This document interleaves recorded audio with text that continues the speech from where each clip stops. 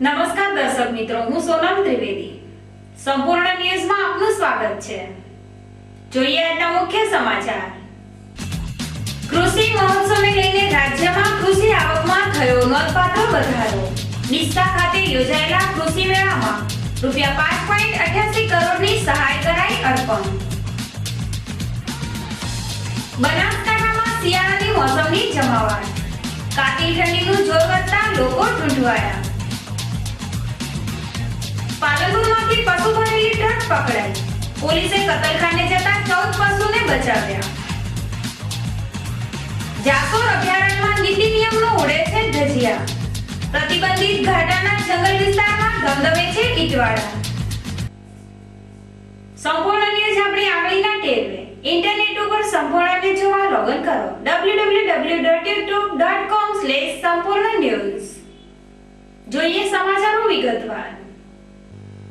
રવિ કૃષિ મહોત્સવની ઉજવણી પ્રસંગે બનાસકાંઠા જિલ્લાના ડીસા માર્કેટયાર્ડ ખાતે કૃષિ મહોત્સવ ઉર્જા અને પેટ્રોકેમિકલ્સ તથા વિજ્ઞાન અને પ્રૌદ્યોગિક વિભાગના રાજ્યમંત્રી શ્રી ગોવિંદભાઈ પટેલના અધ્યક્ષસ્થાને યોજાયો હતો, જેમાં ખેતીવાડી અને પશુપાલન ખાતની વિધિ યોજનાઓના 920 લાભાર્થી ખેડૂતોને ₹5.88 કરોડની સહાયના ચેક અર્પણ કરવામાં આવ્યા હતા. આ પ્રસંગે મંત્રીશ્રીએ પ્રાસંગિક પ્રવચન કરતા જણાવ્યું હતું કે છેલ્લા 10 વર્ષથી કૃષિ ક્ષેત્રે ક્રાંતિ લાવવા રાજ્ય સરકાર દ્વારા અભિયાન સ્વરૂપ કામગીરી કરવામાં આવી રહી છે.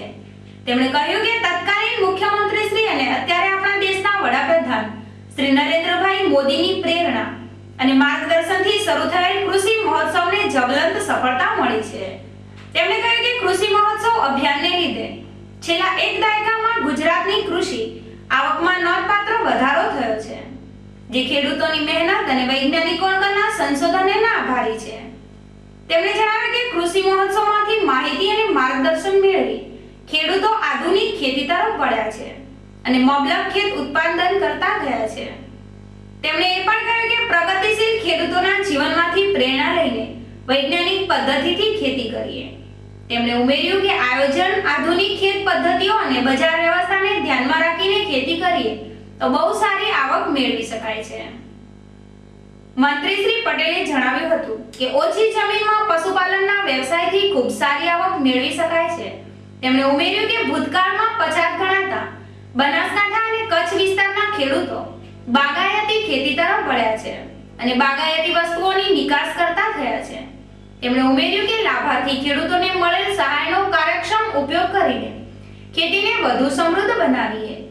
મંત્રીશ્રીએ કહ્યું કે છેલ્લા 10 વર્ષથી ખેડૂતોની જાગૃતિ માટે પ્રયાસો થયા છે અને તેને જોરદાર સફળતા મળી છે. તેમણે જણાવ્યું કે કઠોળ અને બાગાયતી પાકોમાં જીવડા ન પડે અને તે સચવાય તે માટે રાજ્ય સરકારે ઇરિગેશન પ્લાન્ટ બનાવ્યો છે. તેમાંથી પાકોને પસાર કરવાથી તેમને સારી રીતે સાચવી શકાય છે અને તેમણે કહ્યું કે દુનિયા ખૂબ ઝડપથી બદલાઈ રહી છે, ત્યારે જમાના સાથે કદમ મિલાવી આધુનિક ખેતી દ્વારા સુખ અને સમૃદ્ધિ પ્રાપ્ત કરી શકાય છે. પ્રારંભમાં સ્વાગત પ્રવચન મદદનીશ ખેતી નિયામક શ્રી ડીએમ મેણાતે કર્યું હતું. પ્રગતિશીલ ખેડૂત શ્રી ઘેનાજી પટેલે પોતાના પ્રતિભાવ આપતા જણાવ્યું હતું કે આયોજનબદ્ધ ખેતી કરીએ તો ધારી આવક અને ખૂબ સારા પરિણામ મેળવી શકાય છે. આ પ્રસંગે મંત્રીશ્રીના હસ્તે વિવિધ યોજનાના લાભાર્થી ખેડૂતોને ચેકનું વિતરણ કરવામાં આવ્યું હતું તથા આંગણવાડીના બાળકો માટે ફ્રૂટનું અને આંગણવાડી બહેનોને વિતરણ કરવામાં આવ્યા હતા. કલેક્ટર શ્રી દિલીપ રાણા, ડીસા એપીએમસીના ચેરમેન શ્રી માવજીભાઈ દેસાઈ, અગ્રણીઓ સર્વશ્રી દિનેશભાઈ અનાવાડિયા, શ્રી દરિયાબેન ઠાકોર, શ્રી લેપજીભાઈ ઠાકોર, શ્રી ભગુભાઈ કુગસિયા સહિત આગેવાનો, અધિકારીઓ અને વિશાળ સંખ્યામાં ખેડૂતો ઉપસ્થિત રહ્યા હતા. પાલનપુરમાં ઢુંડિયાવાડી વિસ્તારમાં પશ્ચિમ પોલીસે દરોડો પાડી નટરાજ ચેમ્બરના ભોયરામાંથી ₹28.100 નો વિદેશી દારૂ ઝડપી પાડી દારૂના કારોબાર સાથે સંકળાયેલ યુવકની અટકાયત કરી હતી. શહેરના ઢુંડિયાવાડી વિસ્તારમાં આવેલ નટરાજ ચેમ્બરના ભોયરામાં દિલ્હી ગેટ વિસ્તારનો હરેશ માંગીલાલ નામનો શખ્સ છેલ્લા કેટલાય સમયથી વિદેશી દારૂ વેચતો હોવાની બાતમીના આધારે પશ્ચિમ પોલીસ મથકના પીઆઈ એમબી વ્યાસે તેમની ટીમ સાથે નટરાજ ચેમ્બરમાં ઓચિંતી રેડ કરી હતી, જેમાં ભોયરામાં આવેલી દુકાનમાં ₹28.100 ની કિંમતનો 94 બોટલ વિદેશી દારૂ મળી આવતા પોલીસે હરેશ માંગીલાલની અટકાયત કરી તેની વિરુદ્ધ પ્રોહિબિશનની ધારા મુજબ ગુનો દાખલ કરી વધુ તપાસ હાથ ધરી છે. બનાસકાંઠામાં છેલ્લા 3 દિવસથી શિયાળાની મોસમે જમાવટ કરતા કાતિલ ઠંડીનો કહેર વર્તાઈ રહ્યો છે, જેને લઈને જનજીવન ઠંડુગાર બની ગયું છે.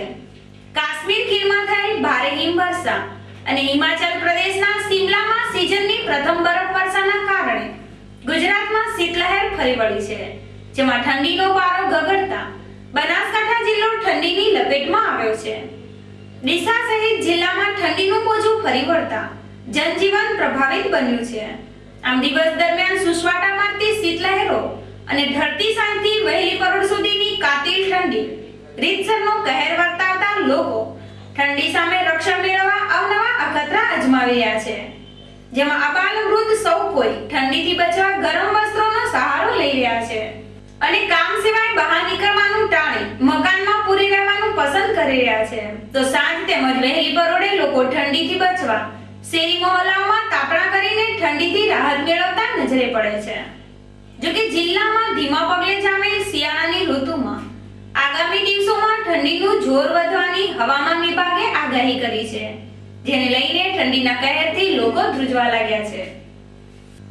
પાલનપુરના આબુ રોડ હાઈવે ઉપર આવેલ હનુમાન ટેકરી નજીક જિલ્લા ટ્રાફિક પોલીસે શંકાના આધારે એક પશુધન ભરેલી ટ્રક ઝડપી પાડી હતી, જેમાં રાજસ્થાન લઈ જવાતા 14 પશુઓને બચાવી લેવાયા હતા, જ્યારે બિનઅધિકૃત પશુઓની હેરાફેરી કરવા બદલ ટ્રકના ચાલકની અટકાયત કરીને કાયદેસરની કાર્યવાહી કરવામાં આવી હતી.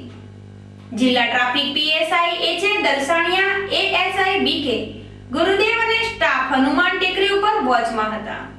તે સમયે આબુ રોડ જતી એક શંકાસ્પદ ટ્રકને અટકાવીને તેની તલાશી લીધી હતી, જેમાં ટ્રક ઉપર બાંધેલ તાડપત્રી ખોલતા અંદર ખીચોખીચ ભરેલા 14 પશુ મળી આવતા પોલીસે ટ્રકને કબજે લઈને ટ્રકના ચાલક કાકોસી ગામના મહેબૂબભાઈ હેમુભાઈ બેલીમની અટકાયત કરી હતી અને તેની વિરુદ્ધ પશુ ક્રૂરતા નિવારણ ધારા મુજબનો ગુનો નોંધીને વધુ તપાસ હાથ ધરી છે.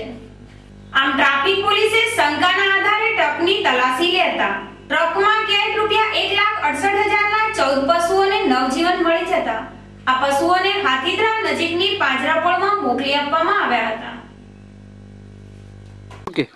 આજ રોજ અમો તથા અમારા સ્ટાફના એએસઆઈ બેચરભાઈ તથા બારોટભાઈ તથા ગિરધારીભાઈ તથા મુકેશભાઈ વગેરે માણસો ટ્રાફિક લગત પેટ્રોલિંગમાં હતા. એ વખતે હનુમાન ટેકરી આગળ એક ટ્રક 3892 નંબરની જતી હતી, જેને રોકી તેમાં તપાસ કરતા ભેંસો જીવ 14 ખીચોખીચ અને બાંધીને ભરેલી હતી. તેમાં ઘાસચારો કે કોઈ હતું નહીં. ઢોર અતિક્રમણ ધારા મુજબ તેઓને પકડી અને મેરવાડા પાંજરાપોળમાં મૂકવામાં આવેલ છે. ડીસા નગરપાલિકાના ભાજપના પ્રમુખ અને ઉપપ્રમુખ વિરુદ્ધ રજૂ થયેલી અવિશ્વાસની દરખાસ્તમાં પક્ષ વિરોધી પ્રવૃત્તિ કરી ભાજપના 7 સભ્યોએ વિપક્ષને મદદ કરી હતી, જેને લઈને ભાજપને પાલિકાની સત્તાથી હાથ ધોવા પડ્યા હતા. આ મામલે ભાજપે પાલિકામાં પક્ષ વિરોધી પ્રવૃત્તિ કરનાર 7 સભ્યો સામે કાર્યવાહી કરવા માટે ગાંધીનગરની ગુજરાત મેરીટાઈમ બોર્ડમાં રજૂઆત કરી હતી. જે મામલે ડીસા પાલિકામાં પક્ષ વિરોધી મતદાન કરનાર ભાજપના પ્રફુલ્લ લહેરચંદ શાહ, હંસાબેન લાલસિંહ ઠાકોર, રાજેશ્વરીબેન વિનાયકભાઈ દવે, જયંતિલાલ મગનજી ઠાકોર, દેવચંદભાઈ રામચંદભાઈ સોલંકી, જીતેન્દ્રકુમાર જયંતિભાઈ વાઘેલા અને જ્યોત્સનાબેન સોમાભાઈ દરજીને ગુજરાત મેરીટાઈમ બોર્ડ દ્વારા નોટિસ ફટકારીને તેનો જવાબ 17 ડિસેમ્બરના રોજ ગાંધીનગર ખાતે હાજર રહેવા ફરમાન કર્યું છે. આમ કોંગ્રેસને ટેકો આપવા ભાજપ સાથે છેડો ફાડનાર 7 સભ્યોને ગાંધીનગરનું તીડું આવતા ભાજપના આ 7 અસંતુષ્ટ સભ્યોમાં ભારે હલચલ મચી જવા પામી છે. ત્યારે 17 ડિસેમ્બરની તારીખે ગુજરાત મેરીટાઈમ બોર્ડની કચેરી શું નિર્ણય કરે છે તે જોવું રહ્યું. બનાસકાંઠા જિલ્લામાં ફૂલ ગુલાબી ઠંડીનો શિયાળો જામતા બજારોમાં લીલા શાકભાજીની ભરપૂર આવક થઈ રહી છે. સાથે આ લીલા શાકભાજીના ભાવમાં ધરખમ ભાવ ઘટાડો થતા ગૃહિણીઓના મુખ ઉપર ખુશીની કરચલીઓ ઉપસી આવી છે. બનાસકાંઠામાં ચાલુ વર્ષે ઠંડીની શરૂઆત મોડે થતા બજારોમાં નવા શાકભાજીની આવક નહિવત પ્રમાણમાં રહેતા તેના ભાવ પણ ઉચકાયા હતા, જેમાં છેલ્લા અઠવાડિયાથી શિયાળાની મોસમ રંગ પકડતા બજારમાં ખેતરોમાં શાકભાજીનું વાવેતર ખીલી ઉઠ્યું હતું. સાથે નવી લીલી શાકભાજી માર્કેટમાં ઠલકતા તેના ભાવમાં પણ ભારે ઘટાડો નોંધાયો છે, જેમાં હાલ નવા બટાકા રૂપિયા 15 થી 20 ના ભાવે કિલો વેચાઈ રહ્યા છે. ફુલાવર રૂપિયા 20 થી 25, કોબીજ રૂપિયા 10 થી 15, વટાણા રૂપિયા 25 થી 30, વાલોળ રૂપિયા 15 થી 20 અને ટામેટા રૂપિયા 10 થી 15, લીલા મરચા રૂપિયા 25 થી 30 ના ભાવે વેચાઈ રહ્યા છે. જેને લઈને મોંઘવારીમાં શાકભાજીએ રાહત આપતા મહિલાઓ હાલ હોસપેર લીલી શાકભાજીની ખરીદી કરી રહી છે. આમે લીલા શાકભાજી શિયાળાની મોસમમાં સ્વાસ્થ્યવર્ધક હોય હાલ શાકભાજીની પણ માંગ વધતા વેપારીઓમાં પણ ખુશીની લહેર પ્રસરી જવા પામી છે. અમીરગઢ તાલુકાના જાસોર અભયારણ્યમાં જ્યાં પ્રવેશ નિષેધ છે ત્યાં જ કાયદાનો ભંગ કરતા ઈટવાડા ધમધમી રહ્યા છે. તેમ છતાં તંત્ર દ્વારા કોઈ જ પગલાં ભરવામાં ના આવતા વનપ્રેમી લોકોમાં ભારે રોષ ઉઠવા પામ્યો છે. અમીરગઢના જાસોર અભયારણ્યમાં વન્ય પ્રાણીઓની સુરક્ષા માટે પ્રવેશ પ્રતિબંધ મૂકવામાં આવેલ છે. તેમ છતાં આ સેન્ચુરી વિસ્તારમાં આવતા ઘાટા ગામે તો ખુલ્લેઆમ કાયદાનો ભંગ થઈ રહ્યો છે. ઘાટા ગામના જંગલમાં પ્રતિબંધ વચ્ચે પણ પ્રદૂષણ આપતા ઈંટો પકવતા ચીમનીના ભઠ્ઠા ધમધમી રહ્યા છે, જેને લઈને આ જંગલ વિસ્તારમાં વસવાટ કરતા વન પ્રાણીઓની સુરક્ષા ખતરામાં મુકાય છે. જો કે જંગલ વિસ્તારમાં કોઈ ભૂલથી ઘૂસી ગયું હોય તો વન તંત્ર દ્વારા તેની સામે શિક્ષાત્મક પગલાં ભરવામાં આવે છે. ત્યારે ઘાટાના જંગલમાં બે રોકટોક વિના ચાલતા ઈટવાડાઓમાં તો પરપ્રાંતીય ઈટવાડાના માલિકો અને મજૂરો વન વિસ્તારને રફે દફે કરી રહ્યા છે. તેમ છતાં વન તંત્ર મૌન ધારણ કરી બેઠું છે.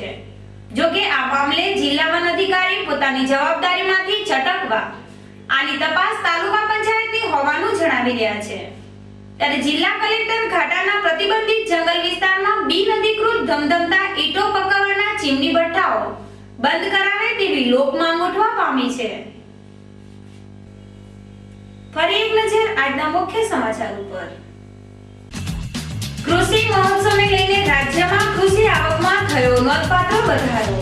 ડીસા ખાતે યોજાયેલા કૃષિ મેળામાં રૂપિયા 5.88 કરોડની સહાય કરાઈ અર્પણ. બનાસકાંઠામાં શિયાળાની મોસમની જમાવટ. કાતિલ ઠંડીનું જોર વધતા લોકો ઢૂંઢવાયા. પાલનપુરમાંથી પશુ ભરેલી ટ્રક પકડાઈ.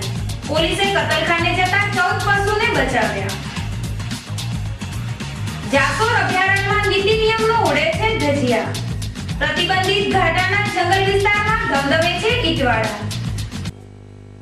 આ હતા અત્યાર સુધીના સમાચાર. વધુ સમાચાર સાથે ફરી મળીશું. નમસ્કાર.